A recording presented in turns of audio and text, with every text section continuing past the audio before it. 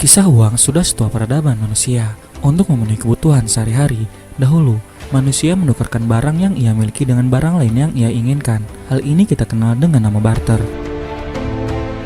Ketika manusia ingin berdagang di luar suku atau desa mereka, maka mereka butuh sesuatu benda yang memiliki nilai dan diakui semua orang. Sesuatu yang berskala dan bisa dihitung. Maka terciptalah komoditas uang. Komoditas ini terdapat dalam berbagai macam bentuk. Namun, masing-masing dari bentuk uang ini harus memiliki 5 karakteristik yang sama. Sebuah komoditas uang haruslah relatif langka, tahan lama, mudah dikenali, dapat dipotong-potong menjadi nilai yang lebih kecil, dan dapat dibawa dengan mudah, sehingga Anda dapat menukar salah satu bagian dari komoditas uang itu selama nilainya sama.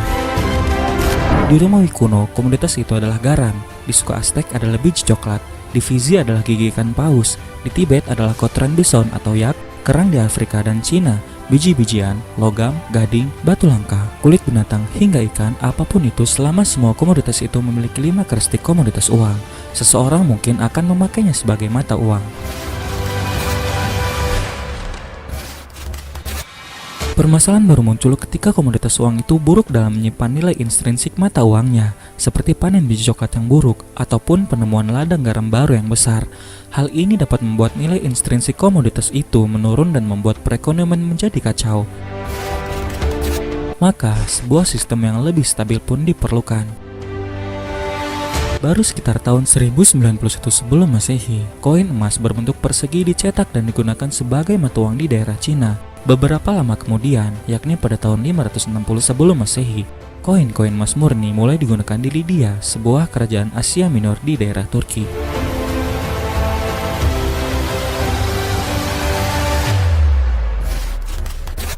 Dalam sejarah umat Islam sendiri pun, Rasulullah SAW dan para sahabat menggunakan koin emas berupa dinar dan koin perak berupa dirham sebagai mata uang mereka.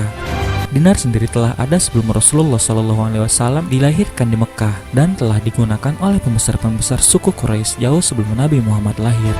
Menurut keterangan Syekh Abdul Qadim Zalum, dinar dan dirham diperoleh dari hasil perdagangan yang bangsa Quraisy lakukan di negara-negara sekitarnya. Para pedagang itu membawa koin emas Bizantium ketika pulang dari Syam dan membawa koin perak Persia ketika mereka pulang dari Irak. Dengan dipakainya emas dan perak sebagai alat tukar barang dan jasa, negara-negara di dunia pada waktu itu mengalami kesejahteraan yang sangat merata. Sejarah panjang telah membuktikan bahwa emas dan perak merupakan alat tukar paling stabil yang pernah ada di dunia.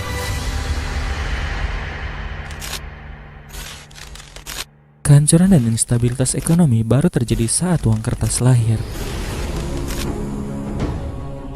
Kelahiran uang kertas sangat berkaitan dengan sejarah bank. Bank sendiri berasal dari bahasa Italia, yaitu banca yang berarti bangku atau meja. Meja dalam sejarah bank pertama kalinya digunakan sebagai tempat menukar uang emas menjadi surat hutang atau IOU. Orang-orang yang menawarkan kertas sebagai alat pembayaran ini dahulunya disebut dengan goldsmith atau pandai emas, sedangkan aktivitas menukarkan emas dengan kertas hutang itu dikenal dengan money changing.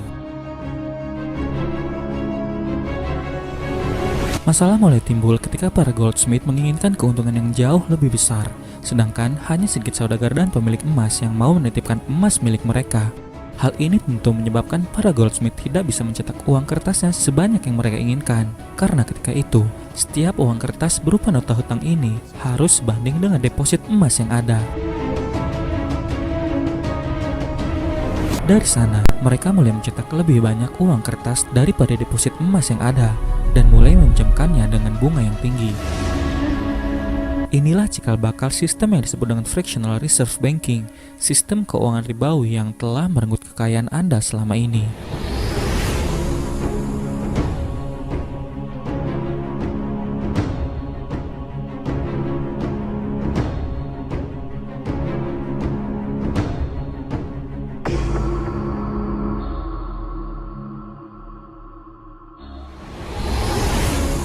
Now, most people assume that when banks make loans, they're lending out someone else's savings.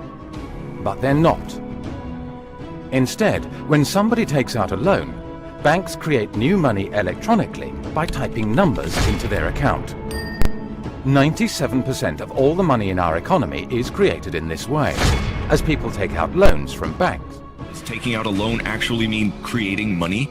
Precisely. When the commercial bank loaned the money to the customer, it actually created new money. From here, we understand the disturbing fact that all money created in this system comes from a debt. Private banks create money out of nothing and lend it at interest. Now, that sounds absurd. When I teach sophomores, about money and banking and how banks, they never believe it.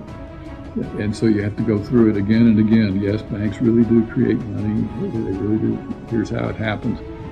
And it's absurd, and they're right to doubt that could possibly be what's really going on. But it is. If people knew what the banking system is up to, as Henry Ford said, there would be a revolution tomorrow morning.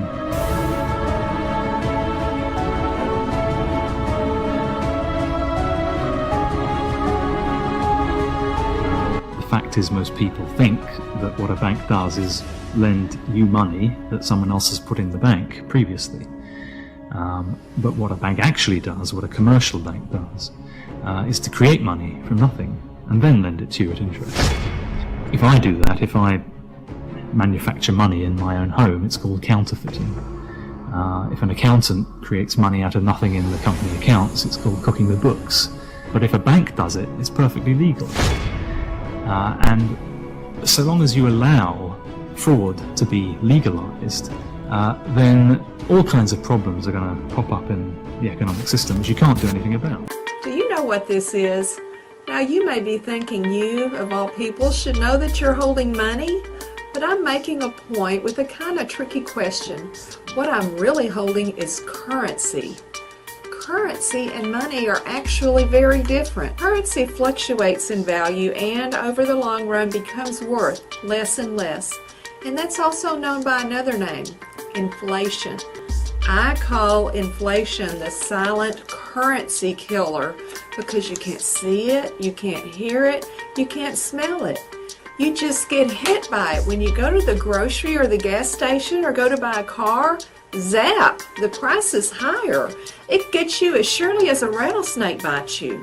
At least a rattlesnake has the courtesy to warn you, so consider this video your warning. Inflation will kill your savings if you let it.